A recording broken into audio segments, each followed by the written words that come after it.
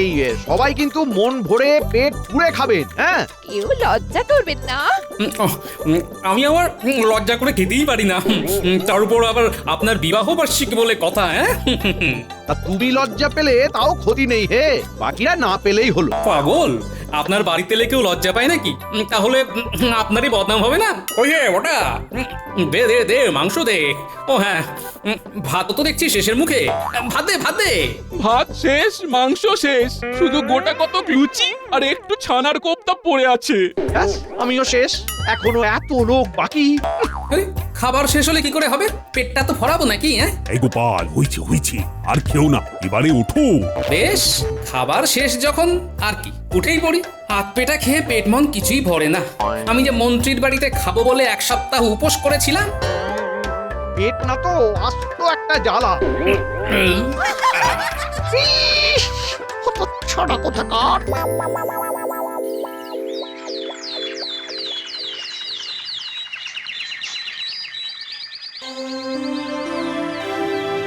ও গিন্নি, গিন্নি, বলি পেটের ব্যথাটা তো কমলোই না।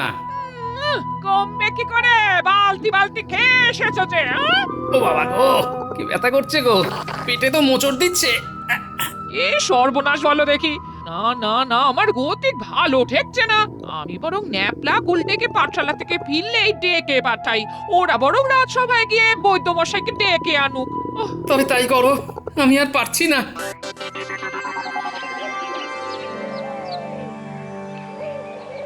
সভা শেষ হতে চললো, গোপাল তো এখনো এলো না। আসবে কি? কালকে আমার বাড়িতে ওই রকম হাগরের মতো খেয়ে তো জয়ঢাক হয়ে ফিরেছে। দেখুন দেখুন শরীর ঠিক আছে কিনা।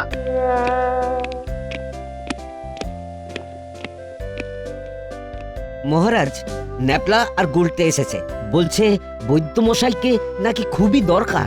মা কি দরকার? তার মানে? তার মানে হলো এইটাই যে গোপালের পেটের গন্ডগোল হয়েছে। এই মাটি করেছে, অবৈধ, শিগগিরই যাও।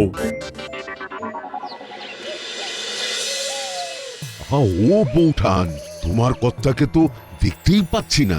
যতবারই তার পেটখানা হাত দিয়ে টিপতে যাচ্ছি, ততবারই তো সে দৌড়ে দৌড়ে বড় বাইরে ছুটছে। আর পাচ্ছি না, পেটে কি যন্ত্রণা। এতবার বড় বাইরে যেতে যেতে শরীরে আর কিছু নেই। এসো এসো গোপাল, এসো, এবারে তোমাকে দেখে দিই। এই বয়সে কাউ কেমন খেতে দেখিনি। বাপরে বাপ, হাতায় হয় না উনি বালতি ভরে খান, ঠিক রাক্ষসের মতো। সত্যি বাবা। বৈদ্যমশাই, আপনি আপনি বলুন তো, আমাদের এখন কি করা উচিত?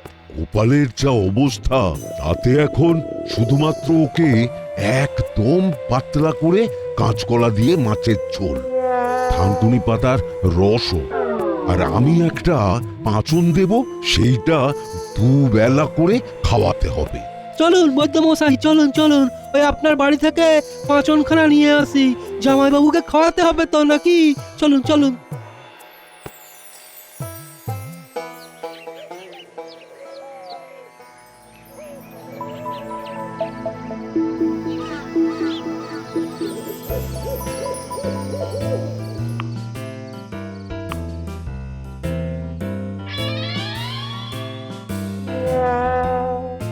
এ কি মা, এইটুকু ভাত, এতে কি আমার পেট ভরবে নাকি?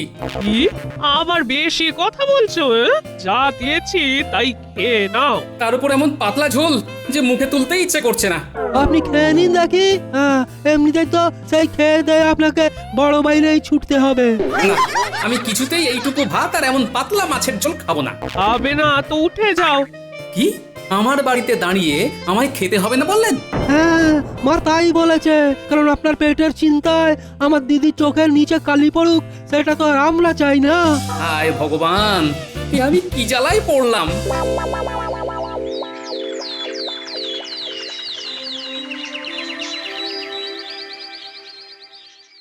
তা বৈদ্য, কি বুঝছো? গোপালের সুস্থ হতে আর কতদিন লাগবে? মহারাজ, পেটের অবস্থা তার খুবই শোচনীয় এবং শরীরটাও বেশ দুর্বল। তাহলে কি মোটামুটি আরো দিন 10 নাকি?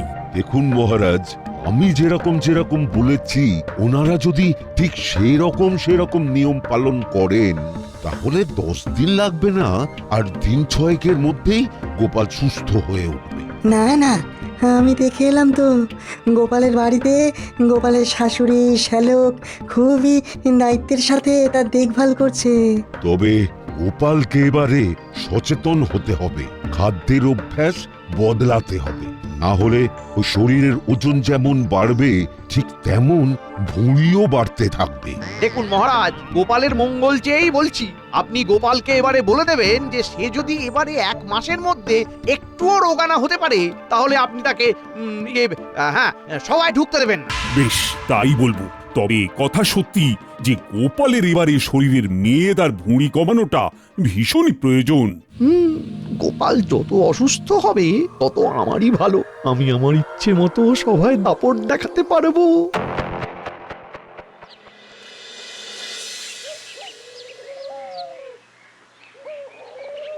শুনলাম গোপালের পেটের অবস্থা নাকি খুবই খারাপ। তাতে কি? বলছি এই সুযোগটাকে কি কাজে লাগাতে পারি না? কিভাবে? উত্তর দিকের পরপর 4খানা ফলের বাগান পরিষ্কার এবং দক্ষিণে পুকুর খননের নামে মহারাজের থেকে বেশ ভালো পরিমাণে মোহর হাঁকিয়ে নিলে কেমন হয়? গতবার এই পরিকল্পনাটা করতে গিয়েও সফল হয়নি, কারণ ভাঁটটা বাধা দিয়েছিল তাই। ভালো বুদ্ধি দিয়েছিস তো। তাহলে সবার আগে আমায় বৈদ্যমশাই আর শ্যালককে হাতে আনতে হবে। এই কদিনের ভিতরে গোপাল যাতে কোনোভাবেই সুস্থ না হয় সেটা বলে দিতে হবে। শিগগির যান, শিগগির যান।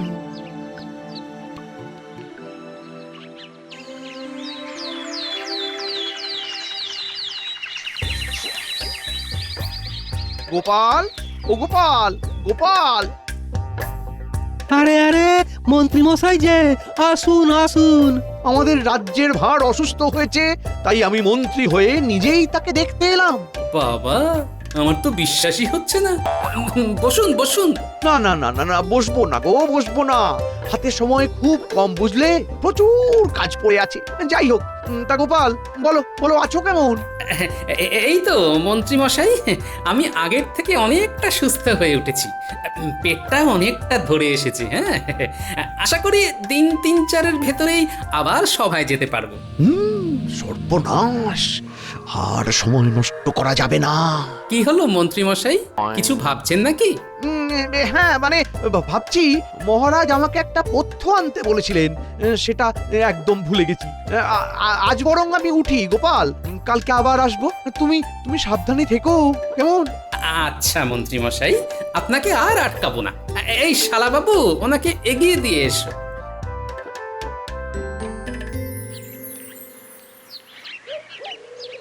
মন্ত্রী মশাই, তাহলে সাবধানে যাবেন। শোনো, এসব ছাড়ো, তোমায় একটা কাজ সাবধানে করতে হবে। গোপালকে আরো কয়েকটা দিন কুপোকাত করে রাখতে হবে। হ্যাঁ, কেন মন্ত্রী মশাই? গোপালের অনুপস্থিতিতে বাগান পরিষ্কার, পুকুর খননের নামে মহারাজের থেকে ভালো পরিমাণে বেশ কিছু মোহর বাগিয়ে নেব। তবে তোমাকেও তার কিছু পরিমাণ দেব। শুধু শুধু কাজটা ঠিক করে করতে হবে, কেমন? বাড়িতে বসে মোহর পেলে আমি যে কোনো কাজই একেবারে কি বলে ওই নিষ্ঠার সাথে করে ফেলবো মন্ত্রী মশাই, চিন্তা করবেন না। আজ রাত্রে আমার কাছ থেকে বিশেষ একটা পাঁচন নিয়ে যেও, তারপর সেই পাঁচনটাকে রান্নার পদের মধ্যে মিশিয়ে দিও। তাহলেই দেখবে কাল থেকে গোপালের আবার পেট খারাপ শুরু হয়ে যাবে। কিন্তু ওই বৈদ্য মশাই যে কালকে আবার আসবেন, পথ্য দিলেই তো। চিন্তা করো না, বৈদ্যকে আমি এক্ষুনি সামলে নেব। আচ্ছা, আসি তাহলে।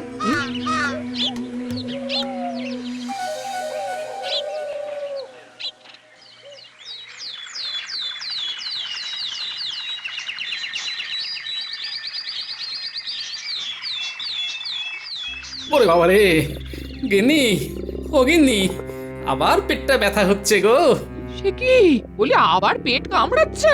সকাল থেকে এই 8 বার মতো গেলে তো বড় বাইরে। ওহ, হ্যাঁ গেলাম তো, পেলে কি করব বলো তো। কিন্তু গতকাল রাত্রি পর্যন্ত তো ঠিকই ছিলাম, আজ সকাল থেকে আবার পেটে গন্ডগোল শুরু হলো। ই থেকে আবার কি হলো বলো দেখি? রাত্রিবেলা সেই যে আলু ভাজা খেয়েছিলে, তাই কি?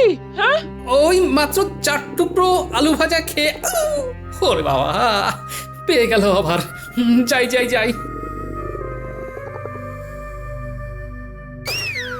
না না না, আবার বাড়াবাড়ি হওয়ার আগেই এক্ষুনি আবার বৈদ্য মশাইকে খবর দিই।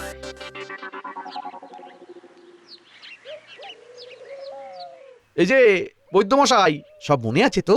গোপালকে কিন্তু কিছুতেই কদিনের মধ্যে সুস্থ হতে দেওয়া যাবে না। ভাববেন না, শুধু সময় মতো আমার বাড়িতে মোহরটা পৌঁছে গেলেই হলো। তা কি দিয়ে গোপালকে আরো অসুস্থ করবে শুনি? পাঁচন নাকি? সে আমি ভেবে নিয়েছি। আমার সাথে আপনি চলুন, তাহলেই দেখতে পাবেন কি উপায়ে গোপালকে প্যাঁচে ফেলি। বেশ, তাহলে আমিও যাই।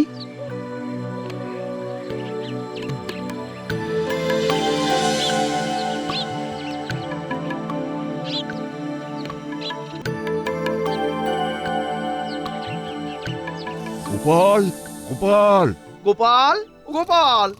ও বৈদ্যমশাই, মন্ত্রীমশাই, আসুন আসুন আসুন। কি ব্যাপার? গোপালের কি আবার শরীর খারাপ হলো? নিয়ম মানেনি নাকি? আসলে এতবার এই বড় বাইরেতে যেতে হচ্ছে, মানুষটা ক্লান্ত হয়ে ঘুমিয়ে পড়েছে। হ্যাঁ,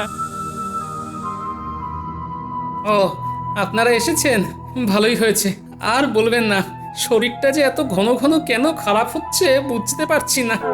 শোনো গোপাল, নিজেকে যদি দ্রুত সুস্থ করতে চাও তাহলে আমার দেওয়া পাচন ছাড়াও ব্যায়াম শুরু করো। যেমন ওই ওঠবোস, মুগুর ভাঁজ। হ্যাঁ, তাতে গোপালের বহরটাও কমবে, শরীরও চাঙ্গা থাকবে। তখন তুমি ঝরঝরে হয়ে রাজসভায় যাবে। সত্যি? হ্যাঁ, ব্যায়াম করা তো ভীষণ ভালো। শরীর সুস্থ রাখে। আর হ্যাঁ, একদম অনিয়ম করবে না কিন্তু, তাহলে শুরু করে দিও কাল থেকে নিয়মিত যোগ ব্যায়াম। কিন্তু উনি কার তদারকিতে যোগ ব্যায়াম করবেন সেইটাই ভাবছি। হ্যাঁ, আর দিদি, আমি তো আছি নাকি, তুই একদম চিন্তা করিস না। ব্যাস ব্যাস ব্যাস ব্যাস, তাহলে তো চিন্তার অবসান হয়েই গেল। গোপাল, সব কথা শুনো কিন্তু। এর মধ্যেই একদিন মহারাজ আসবেন তোমাকে দেখতে। এই শালাবাবু, তুমি একটু ওনাদেরকে এগিয়ে দিয়ে এসো। হ্যাঁ হ্যাঁ হ্যাঁ, যাই যাই।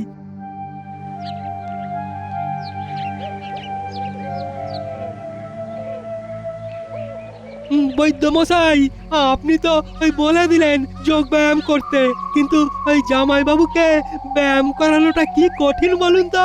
হ্যাঁ, আমি সব জেনে বুঝেই বলেছি। আমি জানি যে গোপালের ওই ভারী চেহারা নিয়ে ব্যায়াম করতে ভীষণ অসুবিধে হবে। আর তাতে সে আরো ক্লান্ত হয়ে পড়বে, গা হাত পায়ে তীব্র ব্যথা হবে, বিছানা ছেড়ে উঠতেই পারবে না। একদমই তাই। অতগুলো মোহরের কথা ভুলে যেও না শালাবাবু। তুমি শুধু কাজটা করে যাও। তুমি, তোমার মা, দুজনেই ভীষণ করিতকর্মা। গোপালকে দিয়ে ব্যায়াম করাও, ছোটদের সাথে মাঠে পা বল দিয়ে নামিয়ে দাও, যেভাবে পারো নাজেহাল করে দাও। বেশ। এতক্ষণ ধরে শ্যালক বাবু কি এত ওদের সাথে কথা বলছে? কোনো গন্ডগোল পাকাচ্ছে না তো?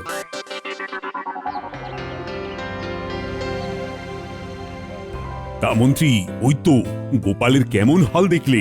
আর আপনি একদম ভাববেন না মহারাজ। কেন? আমি পাচন খেতে বলা ছাড়াও গোপালকে নিয়মিত যোগ ব্যায়াম করতে বলে এসেছি। আমিও বলেছি যোগ ব্যায়াম ছাড়াও গোপালকে বাচ্চাদের সাথে খেলতে নামিয়ে দিতে, তাহলে সে অনেক ঝরঝরে আর চাঙ্গা থাকবে। বাহ বাহ বাহ, বেশ বেশ, খুবই ভালো ব্যাপার। তাহলে কদিন পর গিয়ে দেখে আসবো গোপাল সব ঠিকঠাক মতো করছে কিনা। একদম। আচ্ছা মহারাজ, বলছিলাম কি, ওই উত্তরের 4টে ফলের বাগান পরিষ্কার করাতে হবে, আর ওই দক্ষিণ দিকের পুকুর খনন করাতে হবে, তাই কিছু মোহরের দরকার। বেশ বেশ বেশ, খাজাঞ্চির সাথে কথা বলে প্রয়োজন মতো নিয়ে নিও। আগে মহারাজ।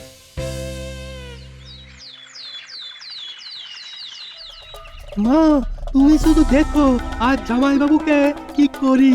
খুব ভালো করে খাটাবি। হ্যাঁ মা, একদিন আমি একদিন তুমি মিলে ওই জামাই বাবুর জীবন একেবারে দুঃখে ভরিয়ে দেব। সে আর বলতে। ও শ্যালক বাবু, তুমি একদম প্রস্তুত? মাও আছেন দেখছি। হ্যাঁ, তুমি এবার চলে এসো তো বাবা জীবন, মেলা দেরি করে লাভ নেই। হ্যাঁ, চলুন জামাই বাবু, চলুন চলুন। প্রথমে ওই উঠবস দিয়ে শুরু হবে। নিন, 1, 2, 3, 4, 5, 47, 48, 49, 50। ওরে বাবা, ওরে বাবা, আর পাচ্ছি না। গিন্নি, বাঁচাও আমায়। কি এইটুকুতে ক্লান্ত হলে হবে? হ্যাঁ, অন্তত আরো 50 বার করতে হবে, তবে না? হ্যাঁ, আরো 50? গতিক সুবিধের নয়, আমাকে ইচ্ছে করে খাটাচ্ছে। দেখাচ্ছি মজা। চলো চলো চলো, শুরু করো শুরু করো। নিন নিন, শুরু করুন এবার মুগুর ভাজা। হ্যাঁ, এত বড় মাঠ, নিন নিন, শুরু করে দিন। গোপাল একদম ভাবতেই পারবে না এত সকালে যে আমি ওর বাড়ি যাচ্ছি, পুরো চমকে যাবে। নাও শুরু করো। ওই তো গোপাল, গোপালের শাশুড়ি শ্যালক, গোপাল ওই যে মাঠের মধ্যে মুগুর ভাজছে। চলো চলো, মাঠেই যাই তাহলে। মা, মাগো, মুগুরটা আমার দিকেই আসছে, আমার মাথাতেই। ওরে বাবা রে, ওরে বাবা, পাছা পাছা আমার, ওঠ ওঠ বাবা। ভাগ্যিস কাছে যায়নি, গায়ে কি জোর রে বাবা। বাবা, গোপাল তুমি দুর্বল শরীরেও এত জোরে ছুঁতে পারলে? হ্যাঁ, চেষ্টা করলাম আর কি। চলুন চলুন, আমার বাড়ি চলুন। মুগুরের ঘায়ে শ্যালকের তো যায় অবস্থা। তাহলে তোমায় কালকে থেকে শারীরিক কসরত করাবে কে? আমি করাবো। আমি আছি কি করতে? কালকেই মাঠে নামাবো, গোপালকে খেলতে হবে। হ্যাঁ, একদম কষে খেলান গোপালকে, কষে। দেখাচ্ছি মজা।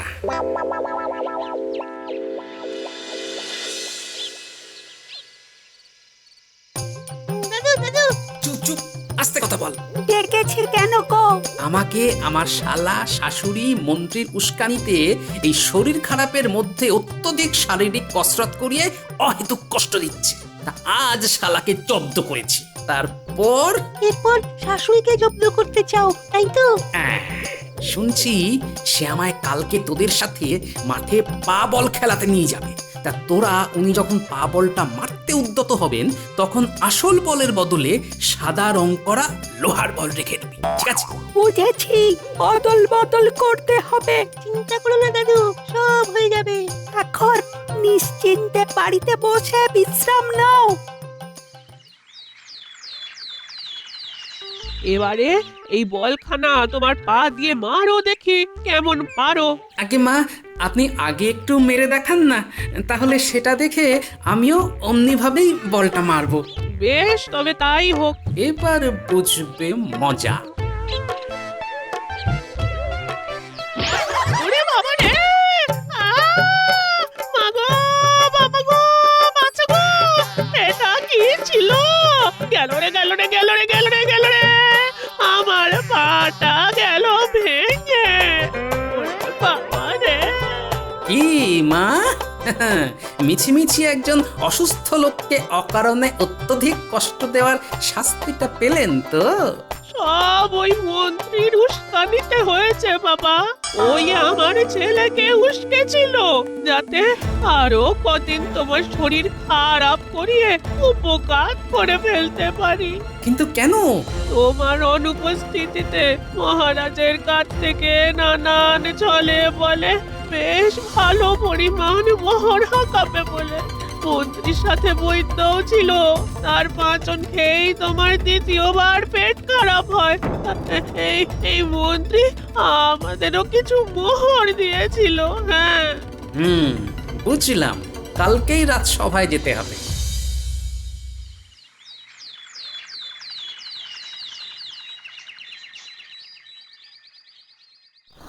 মহারাজ, আসবো? একই গোপাল, তুমি? ভূত দেখছেন নাকি? না মানে, তুমি কি করে এখন এই অল্প কদিনে? আপনি ভেবেছিলেন আরো কদিন আমায় বিছানায় ফেলে রাখবেন, তাই তো? কিন্তু সবই ওপরওয়ালার ইচ্ছা। তিনি চাননি বলেই আমি আপনাদের সকলের বদমাইশিটা ধরে ফেলে আজ আবার সভায় এসেছি। কি ব্যাপার গোপাল? মহারাজ, এই মন্ত্রীমশাই আমার অনুপস্থিতিতে আপনার কাছে নানা অছিলায় বেশ কিছু মোহর হাতাবেন বলে আমায় কদিন নানাভাবে বিছানায় শয্যাশায়ী করে রাখতে চেয়েছিলেন, এবং ওনার সাথে হাত মিলিয়েছিলেন বৈদ্যমশাই, আমার শাশুড়ি এবং শ্যালকও। তার মানে বাগান পরিষ্কার, পুকুর খননের নামে নেওয়া মোহরগুলো সব মন্ত্রী নিজের ঘরে নিয়ে গেছে। আগে হ্যাঁ, বাগান উনি নামমাত্র সাফ করিয়েছেন, আর মহারাজ পুকুর খননের নামে আপনার ট্যাগ কেটে নিয়ে গেছেন উনি। কারণ আপনি বলুন, বর্ষাকালে কি কখনো পুকুর খনন করা যায়? গোপাল, তুমি বলো তো, মন্ত্রীকে কি শাস্তি দেব আমি? তেমন কিছুই না, আমার শ্যালক আর শাশুড়ির সেবা করা। তারা মন্ত্রীর উস্কানিতেই তো আজ মাথা ফাটিয়ে পা ভেঙে পড়ে আছে, তাই। উরি বাবা, আমায় আমায় ছেড়ে দিন মহারাজ। চুপচাপ যাও, না হলে রাজ্য থেকে একেবারে তাড়িয়ে দেব।